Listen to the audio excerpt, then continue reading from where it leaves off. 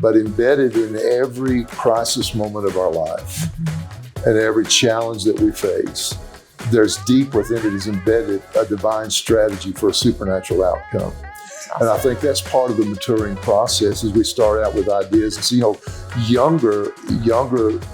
when we're younger, we think about, faith and accomplishment. As you get older and you reflect back, you think more about the providence of God because you can be reflective.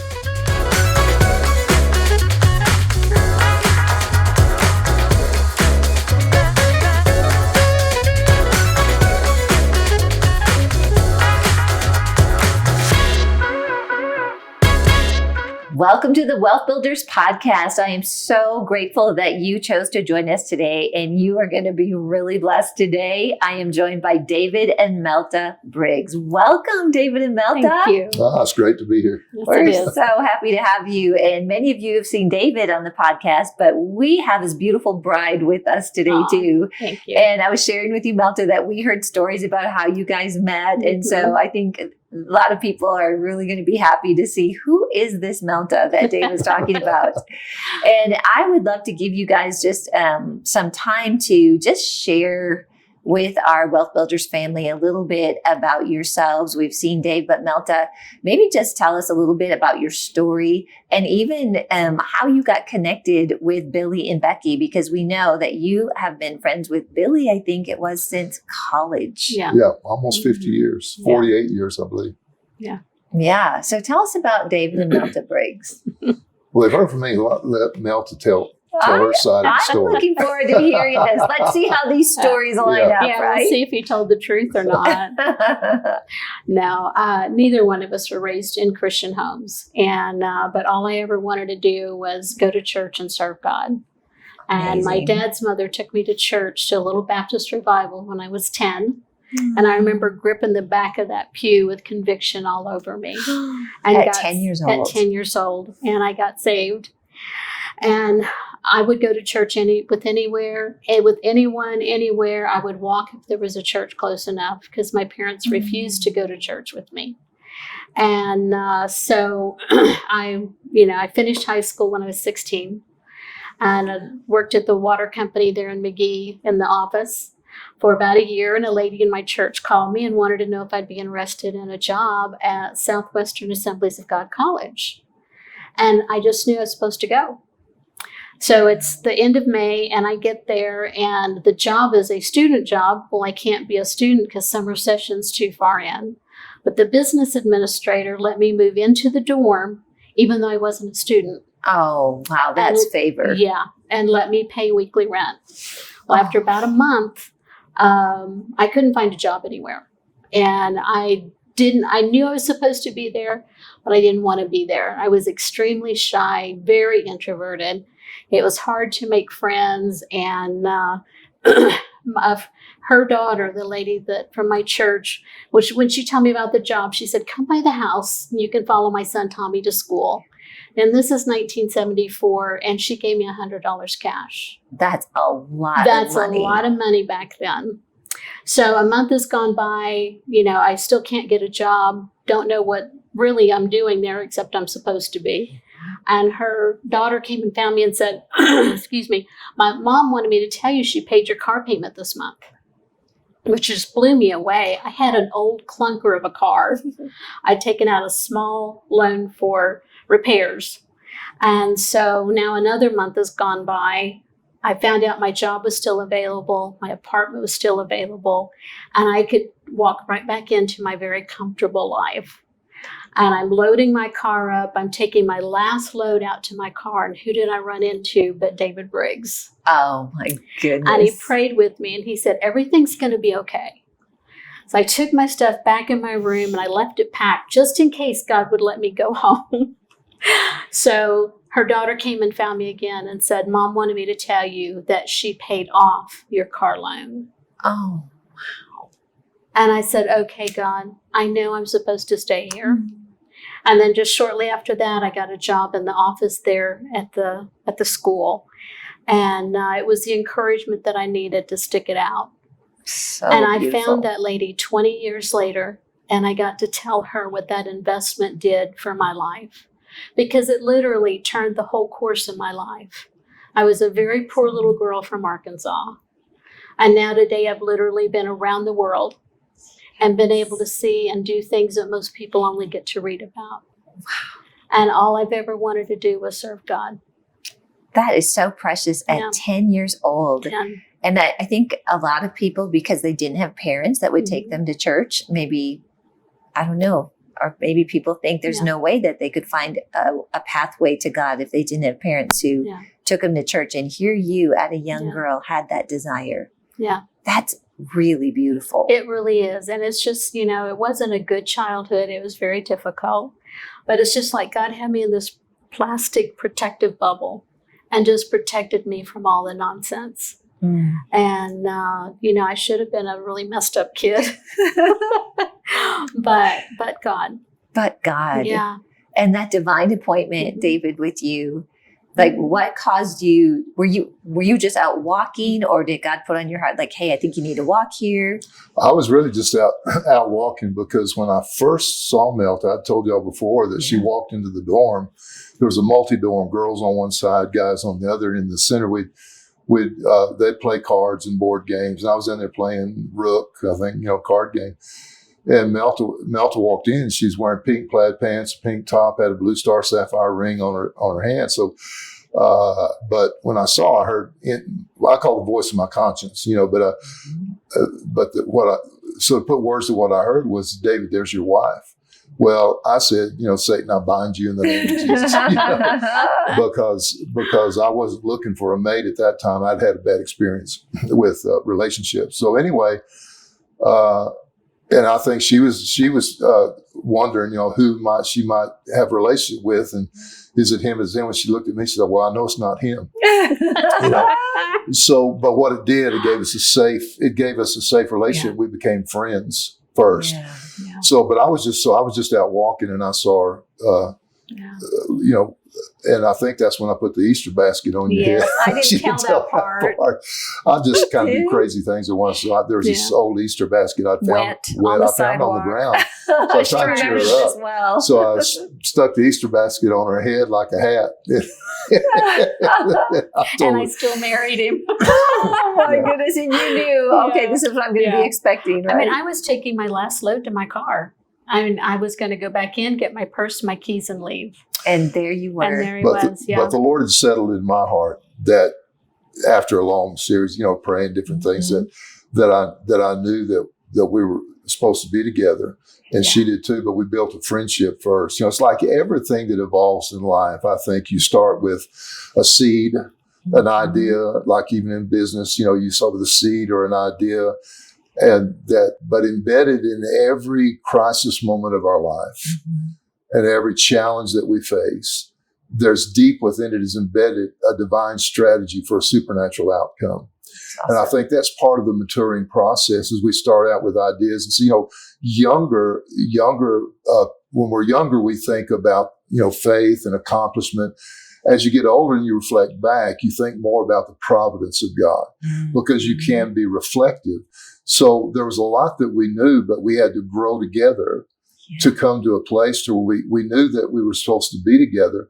And we had that concept and that idea. We had that knowing in our heart, but we didn't know what the journey held for us. So we had to blend together, merge together, become one unit, But now that we fast forward, what happens with that? We grew in depth in our relationship, our friendship. I'm more in love with Melta now than I was when I first saw her. I tell people she still cranks my tractor. Yeah, that's so sweet. But I think that's the process of anything that we go through. It's like, Mark 5 talks about when a seed's planted, the tender or the keeper of the garden, it said that he just rises day and night and he waters and he said it springs up. He doesn't know how. But yet, as he's watering, it said he sees the blade, then the ear, then the full corn. And then when he sees the harvest, immediately he thrusts in the sickle to reap. So that process of growth and maturity is the ability to begin to perceive when fruit is there. And that takes a process of time. I tell people all the time, I don't know how a brown cow eats green grass and gives white milk. But at the same time, I can still eat cereal. I don't have to understand the light, dark phase of photosynthesis, but I can still eat salad. So there's a lot that sometimes when you're younger, you're trying to figure out how everything works. Right. You're setting your faith to it, you're striving, you're moving toward it. But then when you get settled and you get in peace and you begin to enjoy the journey, all of a sudden what maturity means, it's that understanding phase of our life. Yeah. So we started out together knowing we were to be together, knowing that God had a purpose and a calling for us, but yet that was knowledge. But we didn't have the understanding, and understanding is what establishes you. So our marriage, our relationship, we begin to get established as we begin to understand one another, begin to blend together, understand our call. So that's where you begin to be more reflective. Mm-hmm. And I think that's what causes you to, our marriage to today is a lot richer. We'll be married 50 years in December. I was just wondering about that. Yeah. 50 years. Yeah. Congratulations. Yeah. And we have a better sense of knowing how we're blended together now than we did 50 years ago when we first started. So that's a really great description of the process. And, you two are just an inspiration to so many of us. And we were talking before we went live about how we're all, at that point where a lot of people are thinking, oh, it's time to retire. And we were just talking about how, no, this is where we're just getting started. And you've got some really good insight on that process, for people, if they're maybe in their 60s like we are, where they think it's time to retire, we can encourage them, no, this is actually where you're really going to flourish and have an impact. But David, you were sharing about the process when people are young. I think one of the things we do, I certainly was like this, is I wanted to shoot to the top of the bank fast. But you know what? That would have not been good for me, right? And so can you just begin to share a little bit about that process that we go through in life that really prepares us to hit this point that Lance calls convergence? I think that's a good term for it, or really the most fruitful time in our life as a culmination of our journey. Yeah, one of my favorite scriptures is in Galatians 4:1.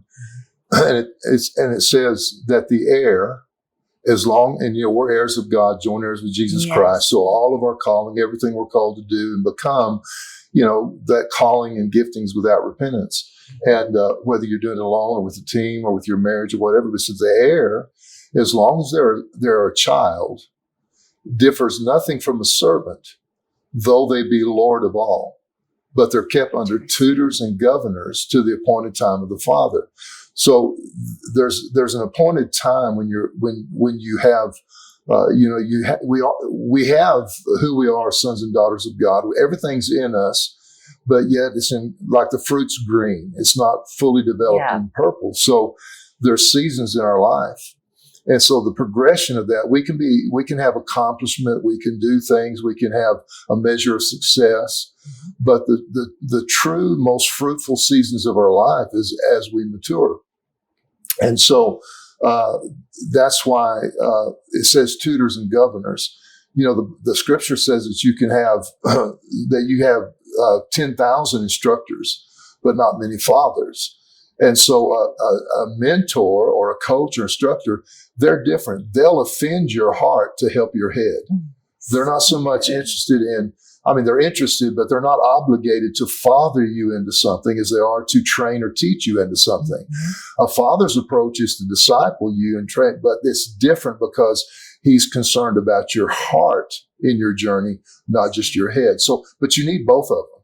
Yeah. So a lot of times when we're younger, we're accomplishment driven and we're not reflective. So there's seasons in our life. And so there's, if I had, I could show a graph that says we start out as a babe.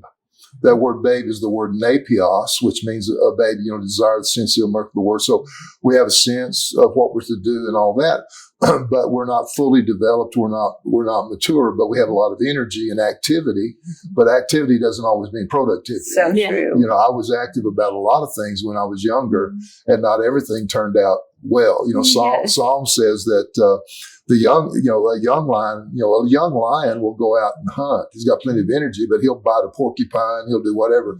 He doesn't always bring meat home to eat.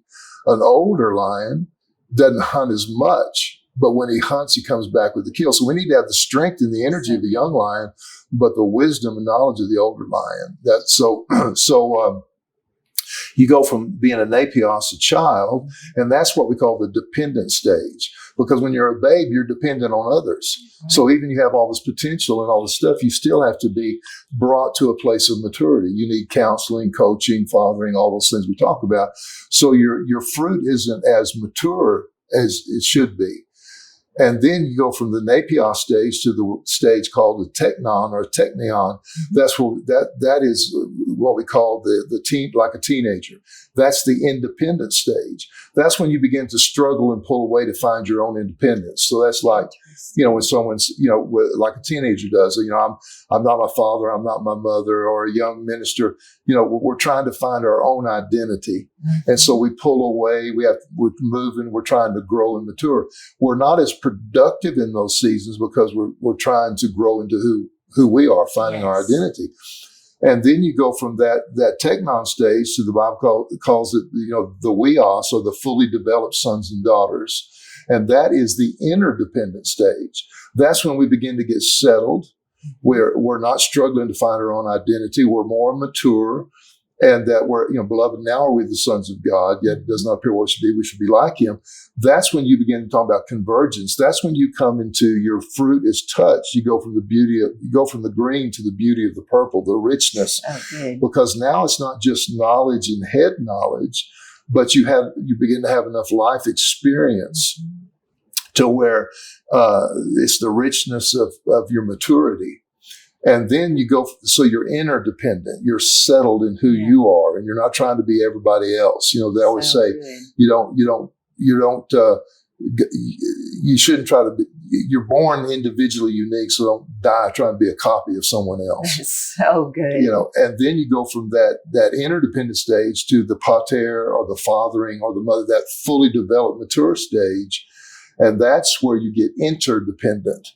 And that interdependence means not only you're interdependent, you're growing mature, but you also now are open to find out that you don't go alone, that there's teams that you're connected with. Who am I connected to? What am I a part of? So you're more open to bringing people in your life to flow in rhythm and gait together. Yes. And it's the beauty of the purple. And what I like about that is the scripture over in Psalm 92, 12 through 14, where it says, those that be planted in the house of the Lord will flourish in the courts of our God. So you're planted, and you're committed and you're faithful to something, but you flourish in the place of ministry. So a lot of people never get planted, so they never flourish. They never find connections. Yeah. And so they're not ever enriched or matured. And it says about that, if they're planted in the house, they'll flourish in the courts. And then it makes an interesting statement. It goes on to say, they shall bear, it said they'll be like a palm tree, and like a cedar in Lebanon. And they'll speak of two different things. The palm tree talks about a date. What's interesting about a date, it's a fruit that never spoils. It gets sweeter and sweeter till it turns to sugar. A palm tree, that talks about your fruitfulness. Palm tree can bend in the wind. Yes. It's the ability to pivot and change and grow, and yet your fruit doesn't spoil. And then the cedar of Lebanon talks about your strength, your stability. And that's connected to, so they'll bear fruit in their old age or in their maturity in this season of our life. And it said, and they will be living proof of God's righteousness. And so I think what happens with that is really the most productive season of your life in the course of 85 years or whatever is between that stages of about 50 to 55 to 70 or even later 80. That's when your fruit is really, really ripe. And because what happens is that you're not just speaking about things you've learned. You're building out other information. But all of your life experiences, what we talk about, converge to what you believe and what you see. And you've lived life long enough to be reflective to where now there is richness in the fruit of your life, and should be really the most productive season of your life, because how you end your life is a whole lot more important than how you begin, and how you start what you're doing, how you end it. Because the command to older people, mature people, is to leave a heritage. That's what you believe in, process, and have, and an inheritance. That's the stuff to the children, the children's children. So that maturity, that's really the most productive season of your life, because not only you are accomplishing and producing, but now you're able to impart before you depart, and you're able to leave a legacy, and you begin to replicate yourself more in that season than you do any other season of your life. Wow, that's encouraging. And I mean, I can definitely see that in you. And David, I just have a question for you and Melta. Did you see yourself where you are today involved with? Absolutely not. No. Some things God has shown me ahead of time in detail, and then some things God has surprised me with. And this has been a surprise. And I feel like it's going to be the most productive years of our life. We've had a lot of rough times, challenges. We've had a lot of good years. Yes. And everything, sometimes people go, oh, I wish I'd known that sooner. But wherever you are, it's what you've been through has gotten you to where you are today. And that's what's true. So you can't just regret of what you didn't do, because everything has been a plan and a purpose.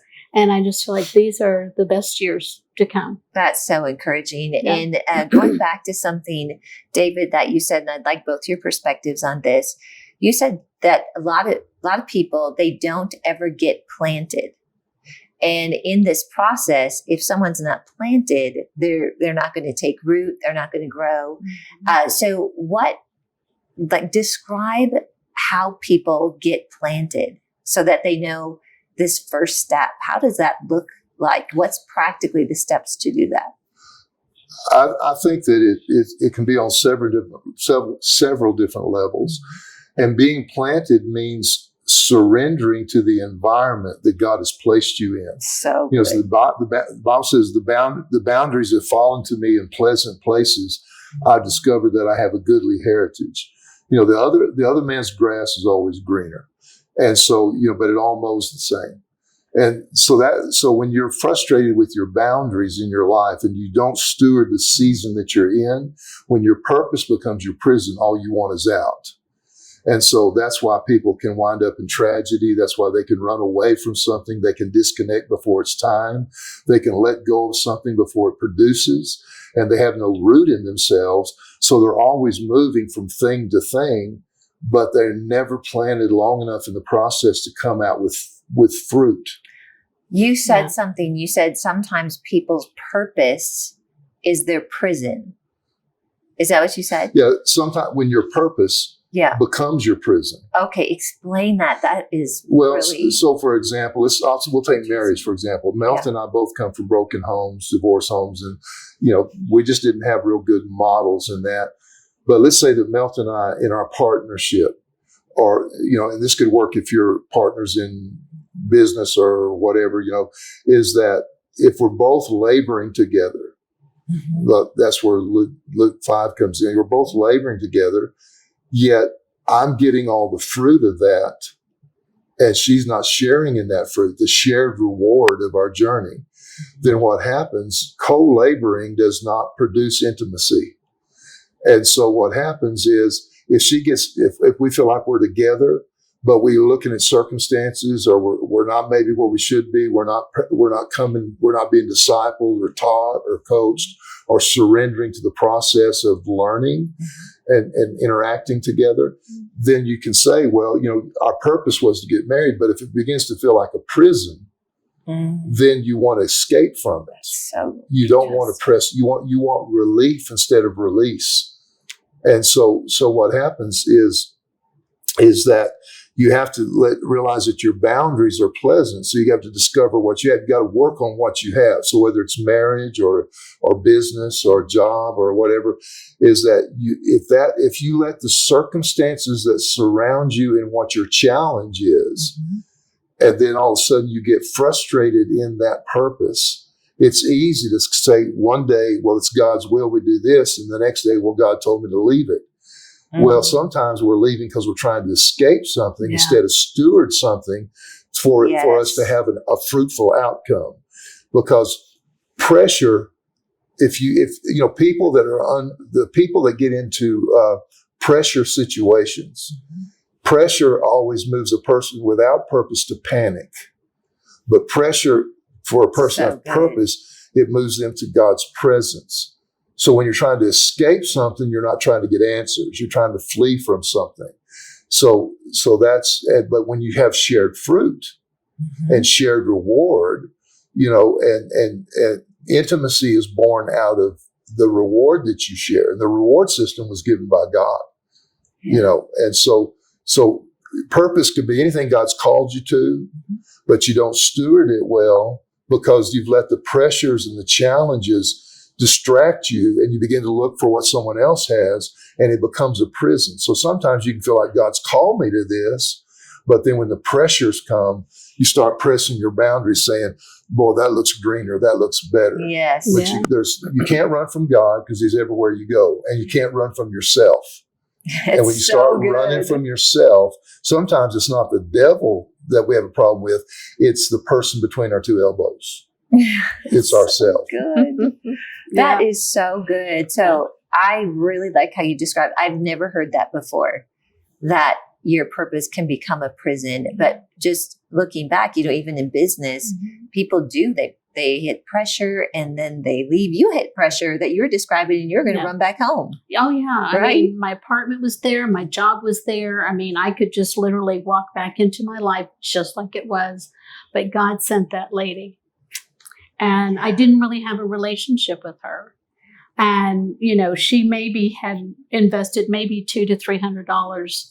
But that seed literally turned the whole course of my life. And I could have gone back. But I look back and I think, man, what a turning point. Absolutely. I would probably still be in that little town working in the water company office. And that's why Tricord is so dear to my heart. Because it wasn't a lot, but it was just somebody's obedience. And so there are pivot points in our lives that God will just speak. And we have to be obedient. That's beautiful. And the past it. Divine connection and timing of David coming across your path. Yeah. I do want us to talk about Tricord, but I want to ask you a question first. The word steward, okay, we use that a lot. So if someone is not stewarding things or they hit that pressure point, what are the ways, like how does someone successfully walk through those pressure points where they are not trying to escape, but they're actually embracing it to see it through? How do we do that? Yeah, that's a whole subject within itself. It really is. But stewardship really is just the faithful consistency to tend or care for things when they're at their most vulnerable season. And it's like tending a field. You're gonna plow a field, you're gonna sow a field. The Bible talks about the farmer or the husband patiently waits for the fruit. And so stewardship is the ability to move in patience. Faith and patience are two twin spirits. So forces, that we use. So a lot of times it's being able to hear from the Lord. Let peace and patience is how you possess your soul. Is hearing from the Lord about when to lay hold of something and when to let it go. So part of stewardship is like the tree that didn't bear fruit. And the master of the field said, well, let's just cut the tree down. And the husband said, no, let's wait a second. Let's fertilize it. Let's dung it. Let's prune it. And let's see if it will bear fruit in this season. If it does, we'll keep it. But then after the process of caring for it, if it doesn't bear fruit, then we'll cut it down. So sometimes we want to cut things down because we're not patient enough to tend it to make sure that there's fruit in it. So I think patience is one way we steward. I also think that we have to go back and understand that patience, is where the Bible says that if any of you lack wisdom, let him ask of God, who gives all men liberally and doesn't withhold. And it said, but that force of patience is how we keep from letting go of something. We retreat from it. Ecclesiastes says that to be patient in spirit is better than to be proud in spirit. And it said better is the end of the thing than the beginning thereof. So stewardship is the ability to be patient, to tend, to not disconnect from something, to pay attention to it long enough to get to the fruitful season, not just the laborious season. So stewarding means that you're faithful in the season you're at with what you know to do. Mm-hmm. And I think that really is better because that brings you to an outcome. And it's interesting, we talk about the sower sows the word and all that. In Luke, it says that you guard and keep the seed with patience. Patience is that word hupo, means to hold it off. So patience causes you to hold things off of you so your faith can go to work and you don't draw it back, because God takes no pleasure in those that draw back, but believe to the saving of the soul. So it's with peace and patience and being able to observe the harvest to where you're not understanding how everything's going on. You begin to listen for the strategies of life, not just looking for miracles to get you out of a painful situation. So good. So those would be some of the things I would say that would involve stewardship. It's the consistent ability to stay with something through the process till it comes from a harvest, but with the wisdom to know if it's not bearing fruit, how to disconnect from it. Billy talks about change. Yes. And one statement he makes in Change Mastery is that retreating back to what's comfortable and familiar. Yeah. And so you have to have faith to let go of something before you can embrace something new. So peace isn't always the tension of growth. And so you retreat back to what's comfortable, like Melta was talking about, go home, because it's comfortable and familiar. So good. And there's two forces that drive that in your life practically, the fear of failure and the fear of success. Interesting. And those fear are two of failure and fear of success. Yeah. The fear of failure is you're afraid to fail at something, so you don't try. But the fear of success is the fear that you can't maintenance or maintain what you get to be successful. So you will abort your success because failure is a familiar friend. And so you know how to navigate failure, but you don't know how to navigate success. So some people never try because they don't want to fail at anything. So that's just as damaging but the fear of success is if I get there, I won't know how to maintenance it.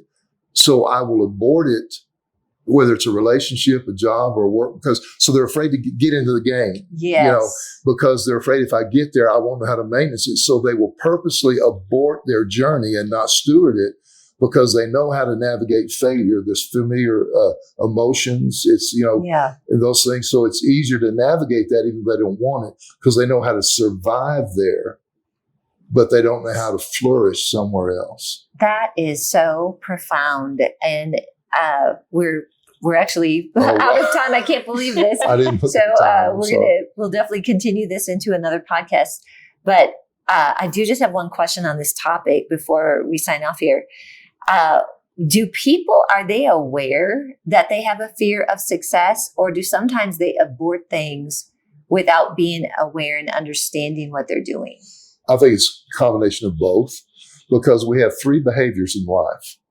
We have our learned behavior. That's where from our parents, our extended family, those that are around us, the mirror that we had coming up, we watched how they managed pressure, managed problems. And so what happens is that's where we're talking about the sins of the father visited on the children. It's not that one demon jumps off daddy onto the kid. It is that they learned how they navigated those things, whether it's bad or good. That's our learned behavior. Then we get saved, or we're growing. We get our desired behavior. We get information, everything. We get excited or challenged. That's the behavior that we want to have. But then you have what we call survival behavior.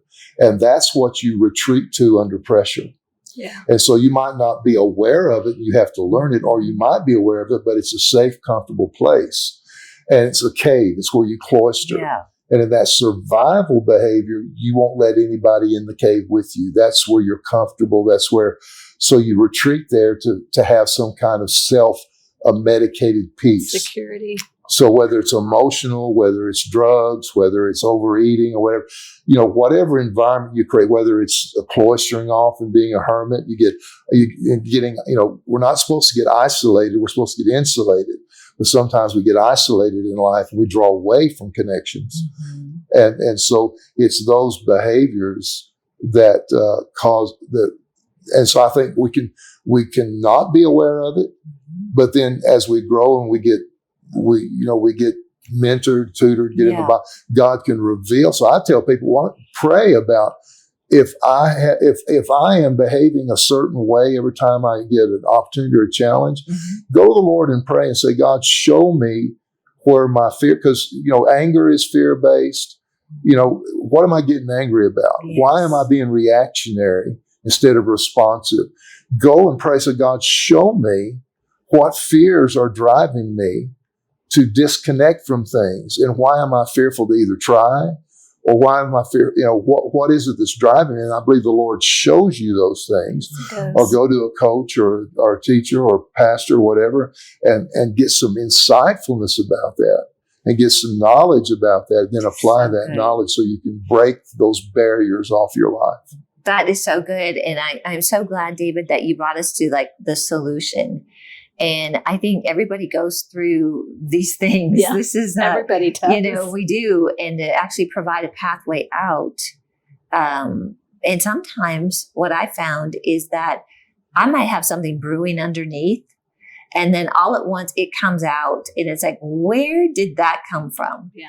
And I do think God in his love and mercy will start to reveal things to us so that when we're ready to deal with them, if we're willing, definitely. This has just been super helpful. My goodness. I always learn so much from you, David, and Melta, you as well. And I do, even though we're at the end here, I really would like you just to share for a couple minutes on Tricord, because Melta, you mentioned it, and I would love to hear from your perspective about Tricord, because I don't think I've ever heard you talk about it before. Yeah. Because Tricord, we started with just giving small loans and helping people get into business. And so the lady in my church, we didn't have a connection. We didn't have a relationship. But literally that $200 to $300 literally turned the whole course of my life, because it was that encouragement that I needed right then. Because my own mother didn't want me going to college. She actually came to take me, physically remove me. Oh. And my dad's sister was with her and talked her out of it. And then about a couple of weeks later, I came out and my car was gone. My mom came and took my car. Oh, Melta. So I think that she thought, well, if I didn't have transportation, then I would call her and say, hey, come get me. And so, but that was the encouragement that I needed at that moment. And then the fact that David came right as I was making that last load, and I hadn't told anybody I was leaving. I didn't have anybody to tell because I was so shy and introverted. And so the fact that you can take a very small amount of money and literally change the course of people's lives. That's big. I know one of the first ladies that we did a loan with, I think it might have been $50. And this is all in Uganda, right? No, this was in Malawi. In Malawi. Okay. And so she couldn't afford a whole bottle of cooking oil that we take for granted here. Right. And so she got her loan, and she went through the training, got her loan, and she could triple her money on every bottle of oil. Then she came back, got another loan, and she started having her family come and work with her in the market. And they started selling food in the market. And then she got another loan. She now has a convenience store about the size of a 7-Eleven in her village.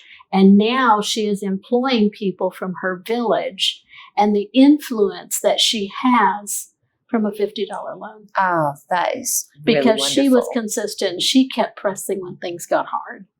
But to know that a small amount of money can change a person's entire life. And with her, it didn't affect just her, but it was her children, her family, and then her neighborhood, her neighbors. Too. Yes, yeah.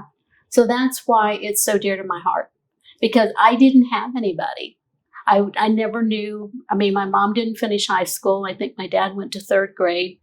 And so it was a very poverty-minded lifestyle that I had always lived. And so to see what a little seed can do is just amazing. That's amazing. And Tricord Global is people have an opportunity to actually invest in that. And so if you're listening, you want to learn more, I think they can probably email us at info@wealthbuilders.org and we'll get you in touch.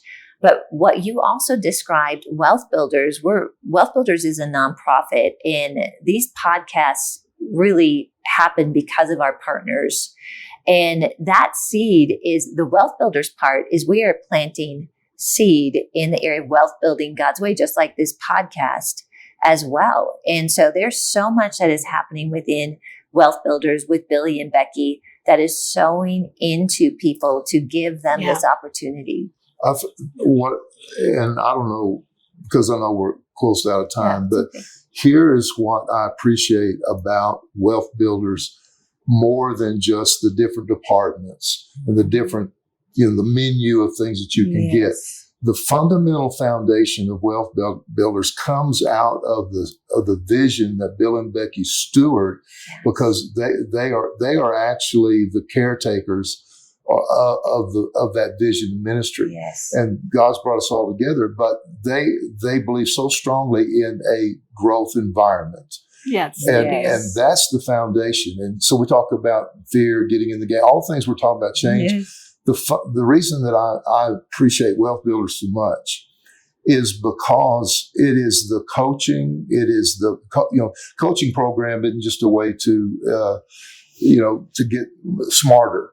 Right. It's the environment of taking people that they break off spirit of fear. They break off the spirit of fear of success and failure. They get into an environment where they get what's broken off of them is the invisible prison and the invisible chains that limit people to progressing in maturity and growth, whether it's in business, whether it's being discipled, whether it's starting in, because with Tricord, it's not just money.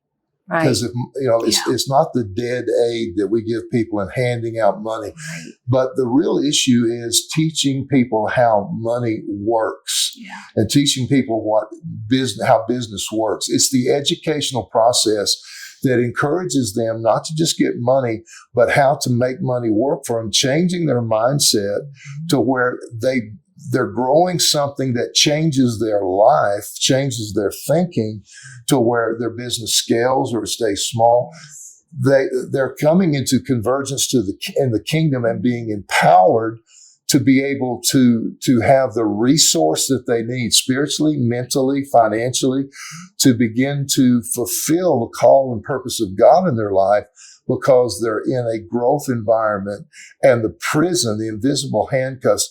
That is the whole essence of Wealth Builders, Tricord, and everything. It's not just building out information, right. Or even in the investment pieces of it.